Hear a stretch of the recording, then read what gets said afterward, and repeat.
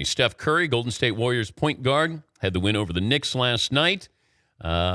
He's joining us on behalf of Degree Motion Sense Lab. We'll get to that in a moment. Steph, how are you this morning? I'm going good, Dan. How you doing? I'm doing okay. I'm in your city. My hotel is not that great. I didn't know if maybe I could crash at your crib this week.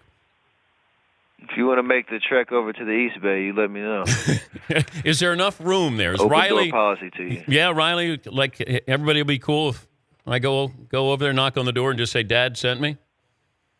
She might ask who you are, but she'll warm up pretty quick. Are you the most famous guy in your neighborhood? Second behind Riley. Oh, that's true. That is true. Where are you going to watch the Super Bowl? I'll be at the stadium. Oh, you will be. See it live. Yeah, we have a day off that day, so the schedule gods looked out for me this year. What are you going to wear? I heard this is a big topic. I just don't know if this prop bet is like an actual thing or not. I don't know if I should divulge this information. Apparently, if I'm shown on TV during the game, will I be wearing a jersey or a T-shirt or what? I have my outfit picked out already. I don't know if I should tell you or not, though. Well, let's just break the news. I mean, we can get this prop bet done, and then there is no prop bet after that because you're going to say, "Look, I'm wearing a Cam Newton jersey." I'm wearing an Under Armour T-shirt that is going to be specially made of me pounding the Keep Pounding drum that is the Panthers tradition. Have you? I was lucky enough to. Oh, they let you do that, right? The first game of the year. Houston Texans game, week 2 this year. Oh, cool. Have you let him out of the tunnel? No, I've never done that. I'm not fast enough to stay ahead of those guys. You against Cam in a foot race. What? No, that's not my forte. What? I'll leave that to the super freak athlete that Cam is. I've seen comparisons with you two in how you have fun, but it seems like there are people more critical of Cam's style of having fun than yours. Why is that? I don't know. I know he spent a lot of time addressing that this past week. I commend him on continuing to be himself despite whatever erroneous criticism he gets. But I don't know the root of it. I mean, maybe it's some kind of he's such a unique talent. There's been talk about jealousy of just how he plays the game and all that. There's obviously some race talk when it comes to him as a quarterback and it being very unorthodox and paving a new style of play. But the fact that it doesn't change him and his personality and the way that he approaches his job every week, I love that about him.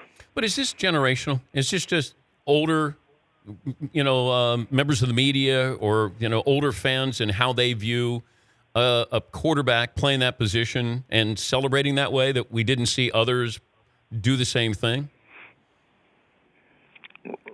I don't know because he's not the only one that does it.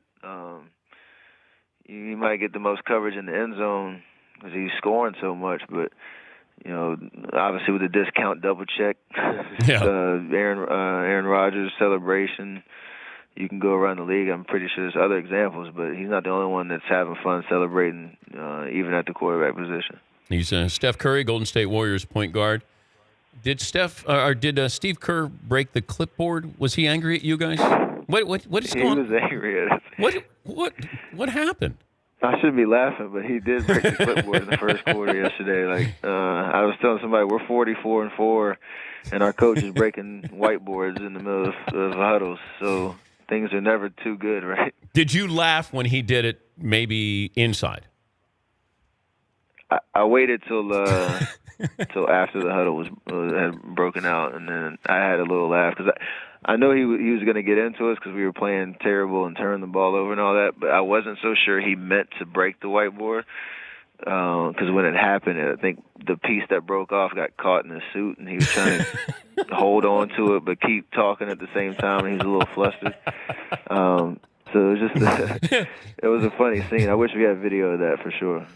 What happened against the Sixers? That's when you break the clipboard. Yeah, that's a good point.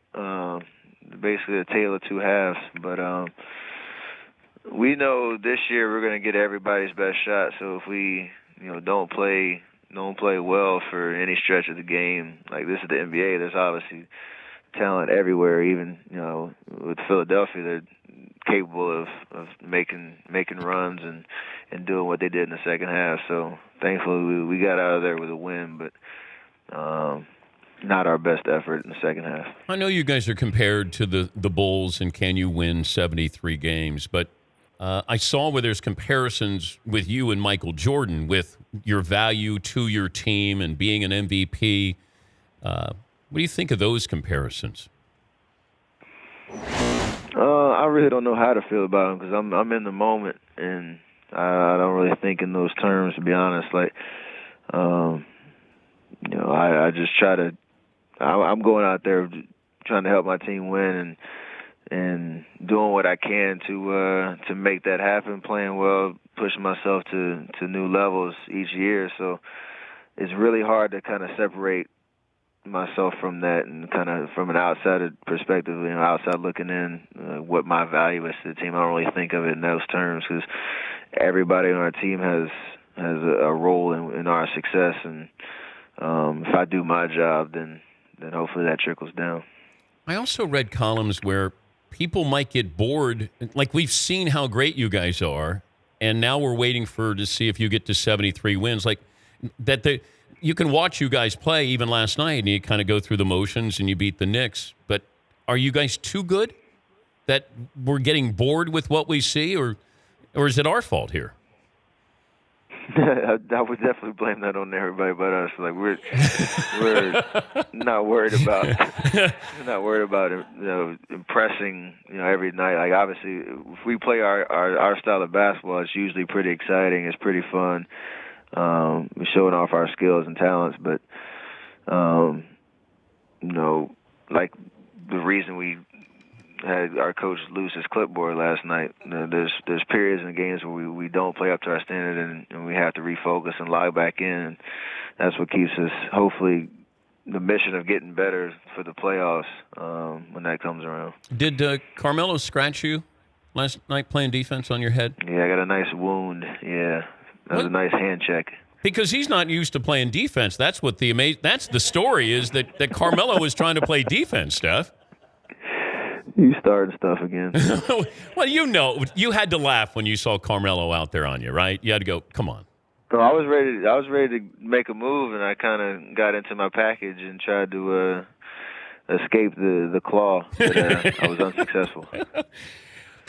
Can you take a picture of your wound, and could we see your injury? I'll tweet it to you right after the interview. Okay. I know you're doing work with Degree. Tell us what you're doing with those folks.